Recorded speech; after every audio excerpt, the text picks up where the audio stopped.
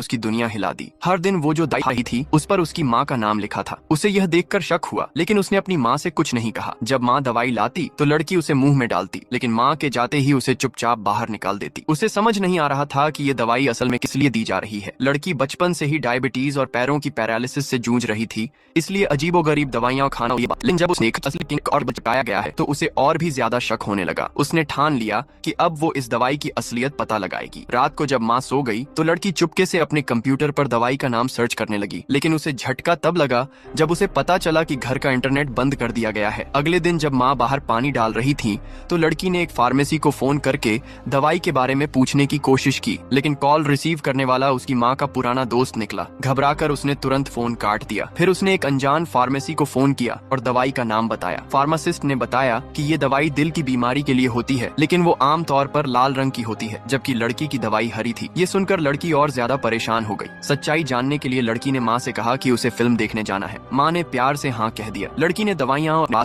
Film के बीच में लड़की बाथरूम का बहाना बनाकर बाहर आ गई और वहाँ से सीधे एक फार्मेसी स्टोर पहुंची, लेकिन वहाँ लंबी लाइन लगी थी। उसने एक अंकल से रिक्वेस्ट की, जिन्होंने उसकी हालत देखकर उसे पहले जाने दिया। फार्मेसी में लड़की ने दवाई दिखाकर स्टाफ से पूछा कि ये किस बीमारी की दवा है। जवाब सुनकर लड़की के पैरों तले जमीन खिसक गई। ये कोई आम दवाई नहीं थी, बल्कि जानवरों को दी जाने वाली मसल रिलैक्सेंट थी, जिससे उनकी मांसपेशियां सुन्न पड़ जाती हैं। यानी लड़की की माँ उसे धीरे धीरे अपाहिज बना रही थी। लड़की को अचानक चक्कर आने लगे और तभी उसकी माँ वहाँ पहुँच गई। माँ उसकी चालाकी समझ गई और लोगों को दूर हटाने लगी। इससे पहले कि लड़की कुछ कह पाती, माँ ने उसे एक इंजेक्शन दे दिया, जिससे उसकी पूरी बॉडी सुन्न हो गई। वो चाहकर भी चिल्ला नहीं पा रही थी। अब माँ उसकी याददाश्त को मिटाने के लिए दवा खोजने लगती है। होश आने पर लड़की भागने की कोशिश करती है, लेकिन माँ ने गेट लॉक कर दिया था। लड़की खिड़की से बाहर निकलकर दूसरे रूम में जाने प्लान बनाती है। उसने अपना ब्लड शुगर चेक किया, जो बहुत कम था। उसने जल्दी से ढेर सारा खाना खाया। कुछ तार और सोल्डिंग मशीन लेकर खिड़की से बाहर निकलकर फ्लोर पर खिसकते हुए दूसरे कमरे की खिड़की तक पहुंच जाती है। सोल्डिंग मशीन की मदद से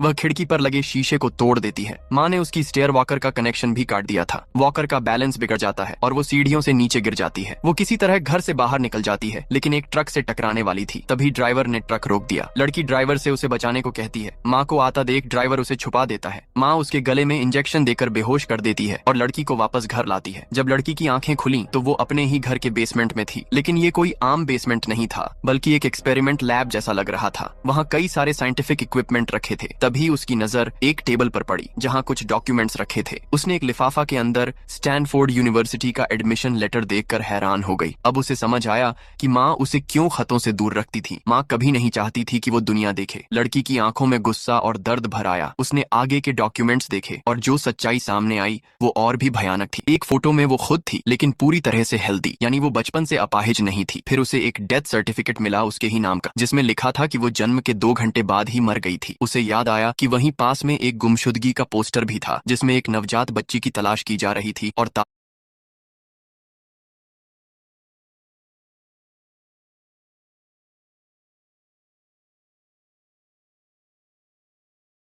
तारीख वही थी जो उसके डेथ सर्टिफिकेट पर लिखी थी। सच सामने था, जिसे वो अपनी माँ समझ रही थी। वो असल में उसकी माँ नहीं थी। उस औरत का असली बच्चा जन्म के समय मर गया।